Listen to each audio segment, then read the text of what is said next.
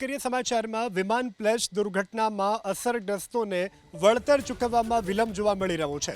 અમદાવાદમાં 1 વર્ષ પૂર્વે બનેલી આ કરુણાંતિકા કે જેમાં પીડિતોને વળતરમાં વિલંબ થઈ રહ્યો છે। 11 મહિના બાદ પણ વળતર ન મળ્યું હોવાનો આરોપ।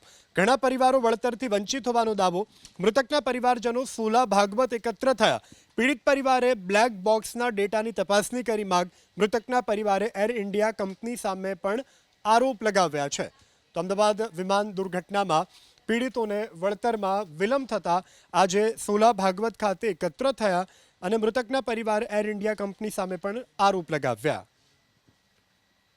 ત્યારે અમને ટાટાવાળા કે કોઈ વસ્તુનું કોમ્પન્સેશન અમને આપેલું નથી, એનાથી કોઈ જવાબ દેતા 4 થી 5 વખત અમે અહીંયા ગયેલા ને એનો સામાન જે મને મળેલો છે સામાન બી મને નથી આપેલો। એ લોકો અત્યારે કોઈ રિશ્વત જવાબ દેતા નથી મેલમાં જવાબ દેતા, મેલ બી બંધ કરી દીધું છે, નથી મેલમાં જવાબ દેતા, નથી ફોન ઉપાડતા, કારણ કંઈ બતાવતા નથી। લોકો એમ કહે છે કે ભાઈ કમ્પન્સેશન મળશે તો એ કે તમારે હજી કમ્પન્સેશન દીધું નથી, કે 3 વખત ફોન કરીએ, ફોન બી રિસીવ કરતા નથી, એનાથી કોઈ જવાબ દેતા એ લોકો। પરિવારો છે આજે અહીંયા એકત્રિત થયા હતા। 12 જૂન 2026 આવી રહ્યો છે। 1 મહિનાથી પણ ઓછો સમય બાકી છે અને એ દરેક પરિવારના સભ્યો એવું ઈચ્છે છે કે જે ક્રેશ સાઇટ છે ત્યાં જમીનમાં શુદ્ધિકરણ અથવા તો ધાર્મિક કંઈ કાર્યક્રમ કરવામાં આવે। જે દરેક સમાજના વ્યક્તિ છે, દરેક ધર્મથી આવેલા વ્યક્તિ છે એ પોતાના ધાર્મિક કાર્યક્રમ કરવા માગે છે।